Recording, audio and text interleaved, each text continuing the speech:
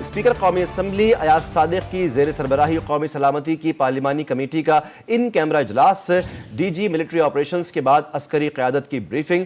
عسکری قیادت نے قرآنی آیات کا بھی متعدد مواقع پر حوالہ دیا، کہا کہ ملک محفوظ ہاتھوں میں ہے۔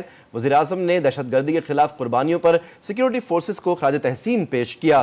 بلوچستان اور خیبر پختونخوا میں دہشت گردی پر اظہار تشویش، کہا کہ اس ناسور کا دیرپا اور مستقل حل نکالنا ہوگا۔ دہشت گردی کے خلاف جوانوں کی قربانیاں قابل ستائش ہیں۔ P T I, M W M, Sunni Ittehad Council اور محمود خان اچکزئی نے اجلاس کا بوائیکاٹ کیا۔ علی امین گنڈا پور خیبر پختونخوا کی نمائندگی کر رہے ہیں۔ اس پر مزید جان لیتے ہیں تفصیلات اسلام آباد سے اپنے سینئر رپورٹر انتظار حیدری سے۔ انتظار، اس وقت کیا صورتحال ہے؟ جی بہت شکریہ ناصر مصطفیٰ۔ اس وقت جو اجلاس ہے وہ جاری ہے، 3 گھنٹے سے زائد ہو چکے ہیں اور یہ اجلاس جاری ہے۔ صرف اور صرف نماز ظہر کا جو ہے وقفہ کیا گیا ہے، 15 منٹ کا یہ وقفہ تھا، اس کے بعد دوبارہ یہ اجلاس شروع ہوا ہے۔ اب تک جو ہے وہ ڈی جی ایم او کی جو بریفنگ ہے وہ ہو چکی ہے، عسکری قیادت جو ہے وہ بریفنگ دے چکی ہے، امن و امان کی صورتحال سے متعلق مفصل بریفنگ جو ہے وہ ایوان کو دی گئی ہے، پارلیمانی لیڈرز کو دی گئی ہے۔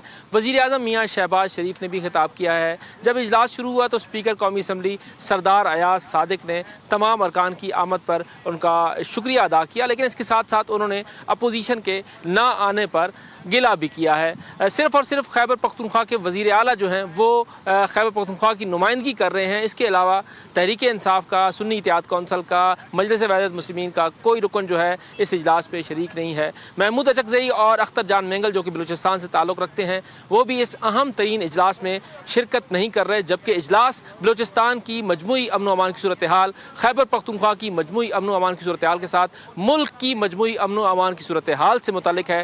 دہشت گردی کے ناسور سے نمٹنے سے متعلق یہ اہم ترین اجلاس ہے۔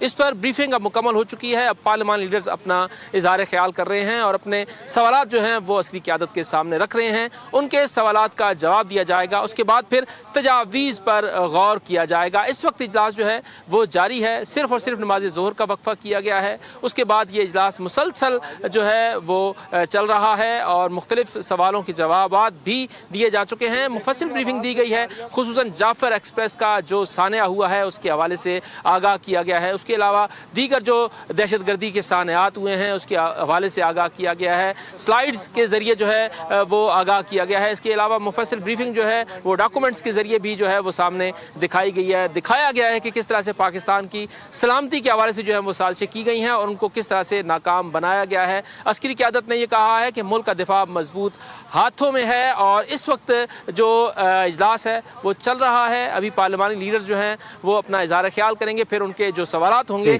ان سوالوں کا جواب دیا جائے گا اور اس کے بعد پھر متفقہ حکمت عملی جو ہے اس کا جو ہے وہ اعلان متوقع ہے۔ اب یہ اعلان کیسے کیا جائے گا، اس کی میڈیا بریفنگ دی جائے گی یا پھر اعلامیہ جاری کیا جائے گا، یہ اس اجلاس کے بعد اس کا فیصلہ ہوگا۔ بہت شکریہ آپ کا اپڈیٹس کے لیے انتظار حیدری۔